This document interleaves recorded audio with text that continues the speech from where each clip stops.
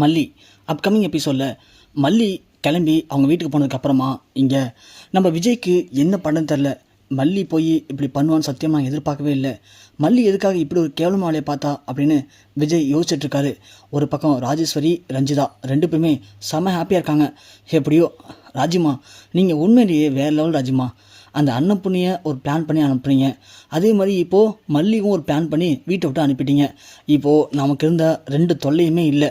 இனிமே நம்ம ராஜ்யம்தான் ராஜிமா, சாரி உங்கள் ராஜ்யம்தான்.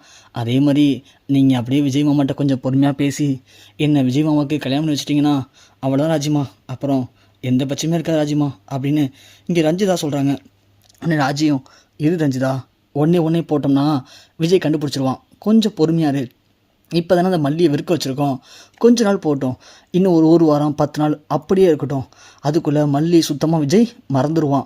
அதுக்கப்புறமா நான் விஜய்கிட்ட பொறுமையாக பேசி ஒன்று விஜய்க்கு கல்யாணம் பண்ணி வச்சிட்றேன், புரியுதா? அது வரைக்கும் நீ கொஞ்சம் பொறுமையாக மட்டும் இது, அது போதும் அப்படின்னு சொல்ல, சரி ராஜிமா, எனக்கு உங்கள் மேலே இப்போது நல்ல நம்பிக்கை வந்துருச்சு, கண்டிப்பாக நீங்கள் சேர்த்து வச்சுருவீங்க எனக்கு தெரியும் ராஜிமா அப்படின்னு இங்கே ரஞ்சிதாவும் சொல்கிறாங்க. இதை வெண்பா பார்க்குறாங்க. சே, இப்படி மல்லியம்மா மேலே தேவையில்ல பழி போட்டு இவங்க வீட்டோட அனுப்பிட்டு இவங்க ஜாலியாக இருக்காங்களா? இப்போ என்ன பண்ணுறது? என்ன பண்ணால் மல்லியம்மாவை திரும்பினாமல் இந்த வீட்டுக்கு கொண்டு வர முடியும்? அதோட மல்லியம்மா மேலே எந்த தப்புமே இல்லைன்னு சொல்லி நாம் எப்படி நிரூபிக்கிறது அப்படின்னு இங்கே வெண்பா குட்டி யோசிக்கிறாங்க. அப்பன்னு பார்த்து ராஜிக்கு ஒரு ஃபோன் வருது. யாருன்னு பார்த்தா அந்த ஹாஸ்பிட்டலில் டாக்டர் கால் பண்ணுறாங்க. என்ன மேடம், நீங்கள் சொன்ன மாதிரி சொல்லிட்டேன், ஏதோ பேமெண்ட் தரேன்னு சொன்னீங்க, ஆனால் ஒன்றும் தரவே இல்லையே மேடம் அப்படின்னு சொல்லி டாக்டர் கால் பண்ணுறாங்க. உடனே ராஜியும் ஐயோ சாரிங்க மேடம், மறந்துட்டேன் பார்த்தீங்களா, சரி எங்கே இருக்கீங்கன்னு சொல்லுங்கள், நானே வந்து உங்களுக்கு பேமெண்ட் தரேன் அப்படின்னு இங்கே ராஜேஸ்வரி சொல்கிறாங்க. உடனே டாக்டரும் வாங்க மேடம், நம்ம ஹாஸ்பிட்டல் தான் இருக்கேன், வரீங்களா அப்படின்னு கேட்க, சரிம்மா நான் உடனே வரேங்க அப்படின்னு சொல்லிட்டு ரஞ்சிதா பீரோவில் போய்ட்டு 1 லட்ச ரூபா பணம் எடுத்துருவா. எதுக்கு ஆச்சும்மா 1 லட்ச ரூபா பணம்? எதுக்கா? அடிப்பாவி, டாக்டர் சும்மா சொன்னாங்கன்னு நினச்சியா? டாக்டர் அந்த மாதிரி சொன்னதுக்கு 1 லட்ச ரூபா பணம் நம்ம தரணும் டாக்டருக்கு, புரியுதா? ராஜிமா இதெல்லாம் கொஞ்சம் ஓவரா இல்லையா? இங்கே பாரு ரஞ்சிதா, நீ போய் பணத்தை எடுத்துருவா. டாக்டர்லாம் இன்றைக்கி மல்லி வீட்டோட வெளியே போயிருக்கா, அதை ஃபஸ்ட்டு புரிஞ்சுக்கோ அப்படின்னு சொல்லிட்டு இங்கே போய் பணத்தை எடுக்கிறாங்க. அதை வெண்பா பார்க்குறாங்க. ஓ, அப்போது டாக்டருக்கு பணத்தை கொடுத்தா சொல்ல சொன்னீங்களா?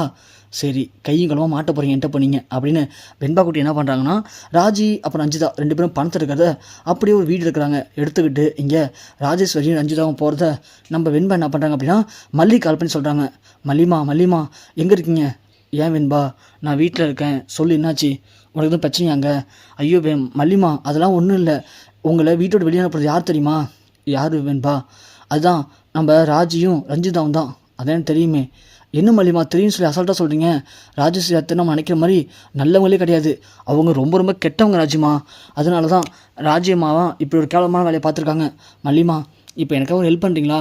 நான் சொல்கிற இடத்துக்கு நீங்கள் வாங்க, வந்தீங்கன்னா ராஜேஸ்வரியாவும் ரஞ்சிதாவையும் நம்ம கையும் கிளம்ப பிடிச்சிடலாம் மல்லிமா.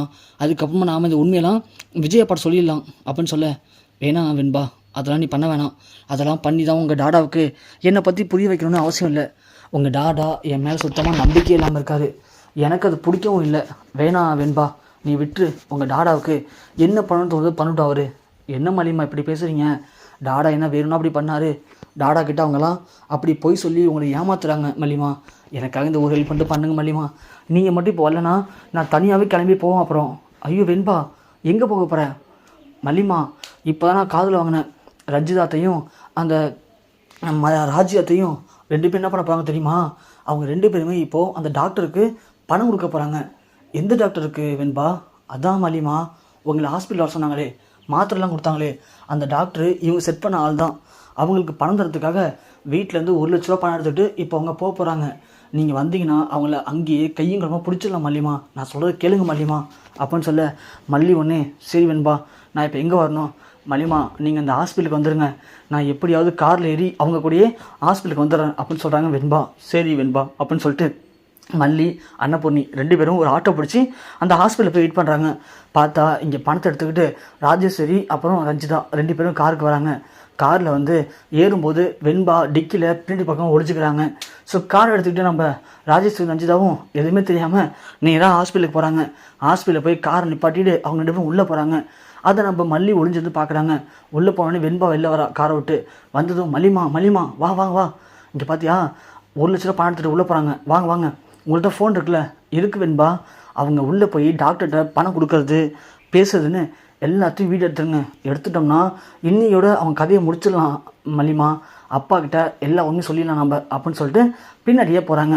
போன உடனே கதவு திறந்துட்டு உள்ளே போகிறதும் டாக்டர் உடனே வாங்க ராஜி மேடம், நீங்கள் சொன்ன மாதிரி நான் பக்காவாக பேசிட்டேன், உங்களுக்கு ஓகே தானே எல்லாம் அப்படின்னு கேட்க, டாக்டர் உண்மையாலுமே நீங்கள் சூப்பராக பர்ஃபார்ம் பண்ணீங்க, உங்களால் நான் நினச்சது எல்லாமே நடந்து முடிஞ்சிச்சு, இத்தனால எனக்கு தடையானது எல்லாம் இப்போது கரெக்டாக நடந்து முடிஞ்சிருக்கு, அதுக்கு காரணம் நீங்கள் தான், நீங்கள் பண்ண அந்த ஆக்டிங் தான் உண்மையிலே ரொம்ப சூப்பர் டாக்டர், கண்டிப்பாக உங்களை ஞாபகம் வச்சுக்கிறேன், இனிமேல் எந்த ஹெல்ப்னாலும் கண்டிப்பாக நான் உங்களை தான் கேட்பேன், ஓகேவா, இந்தாங்க நீங்கள் சொன்ன மாதிரி நடித்து கொடுத்தீங்க, நான் சொன்ன மாதிரி உங்களுக்கு 1 லட்சம் பணம் கொடுத்துருக்கேன், இந்தாங்க அப்படின்னு சொல்லி டாக்டர்கிட்ட ராஜ்யமாக பணம் கொடுக்குறத அழகாக மல்லி வீடியோ எடுத்துறாங்க. எடுத்து முடிச்சுட்டு இவங்களாம் கிளம்பி வீட்டுக்கும் போகிறாங்க. அப்போது வெண்பா மல்லி 2 பேரும் கிளம்பி விஜய் ஆஃபீஸ்க்கு போகிறாங்க. விஜய் ஆஃபீஸில் விஜய் மல்லியை பார்த்தோன்னே செம்ம டென்ஷன் ஆகிறாரு.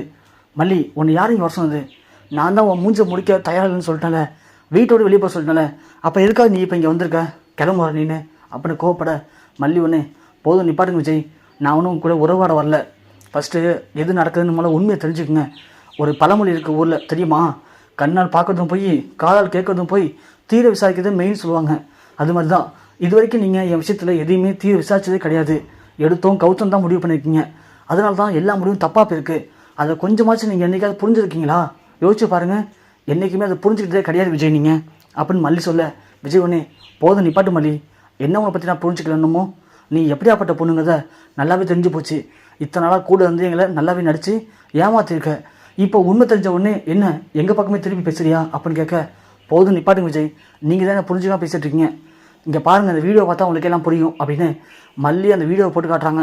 வீடியோ பார்க்க பார்க்க விஜய்க்கு செம்ம அதிர்ச்சியாக இருக்குது, அப்படியே அதிர்ச்சியில் உடஞ்சி போய் நிற்கிறாரு. வெண்பா சொல்கிறாங்க, பார்த்தீங்களா டாடா, மல்லி அம்மா இந்த தப்பு பண்ணவே இல்லை, எல்லா தப்பு பண்ணது ராஜ்யத்தையும் ரஞ்சிதா சித்தியும் தான், அவங்க 2 பேரும் தான் வேணும்னு பிளான் பண்ணி மல்லி அம்மாவை ஹாஸ்பிட்டல் வர வச்சு டாக்டர்கிட்ட பேச வச்சு அந்த மாத்திரையை கொடுக்க வச்சு இப்படி எல்லா தப்பையுமே அவங்க தான் பண்ணியிருக்காங்க டாடா, ஆனால் பண்ணிவிட்டு எல்லா பழியும் தூக்கி மல்லி மாமையில் போட்டு மல்லி அம்மா வீட்டோடு வெளியே அமிச்சிட்டாங்க. உங்களுக்கு ஒன்று தெரியுமா டாடா, ரஞ்சிதா ராஜ்யம்மா 2 பேர் திட்டணும் தெரியுமா, நான் நீ காலையில் அவங்க பேசும்போது ரஞ்சிதா சித்தியை உங்களுக்கு கல்யாணம் நினைக்கணுமா, அதுதான் ராஜ்யம்மாவோட திட்டமே, அதுக்கு மல்லியம்மா இறந்துருக்காங்க தான் மல்லியம்மா மேலே இப்படி ஒரு பழியை போட்டு வீட்டோடு துரத்திருக்காங்க. ஆனால் நீங்கள் இது எதையுமே புரிஞ்சிக்காம எல்லாத்துக்கும் மல்லியம்மாவே குறை சொல்லியிருக்கீங்க. பாவம்டாடா மல்லியம்மா, மல்லியம்மா ரொம்ப நல்லவங்க, ஆனால் ராஜ்யத்தை ரஞ்சிதா சித்தி 2 பேரும் ரொம்ப மோசமானவங்க டாடா, ப்ளீஸ் டாடா நீங்கள் எப்பயாச்சும் புரிஞ்சுக்கிட்டாடா, மல்லியம்மாவை திரும்ப நம்ம வீட்டை கூட்டு போகலாம்டாடா, அவங்க 2 பேரும் வீட்டோடு வெளியே அனுப்பிச்சிடலாம் டாடா, அப்படி அமிச்சிட்டோம்னா பழைய மாதிரி நீங்கள் நான் மல்லியம்மா 3 பேர் ரொம்ப சந்தோஷமாக வீட்டில் இருக்கலாம் டாடா, ப்ளீஸ் டாடா எனக்காக மல்லியம்மா வீட்டுக்கு கூப்பிடுங்க டாடா அப்படின்னு வெண்பா விஜய் கையை பிடிச்சி அழுகுறாங்க. விஜய்க்கு ரொம்ப குற்றம் வச்சா இருக்குது, அடைச்ச இத்தனை நாள் நம்ம மல்லி ரொம்ப தப்பாக நினச்சிருந்தோமே, அப்போது இவ்வளோ இத்தனை நாள் வீட்டில் நடந்த எல்லா பிரச்சனையும் காரணம் அப்போது அக்கா தானா, நாம் எல்லாத்துக்கும் காரணம் மல்லி நினச்சோமே, நம்ம பெரிய தப்பு பண்ணிட்டோமே, இப்போ மல்லிகிட்ட நம்ம எப்படி மன்னிப்பு கேட்குறது அப்படின்னு குற்றம் வளர்ச்சியில் கூனி குறுக்கி நிற்கிறாரு விஜய்.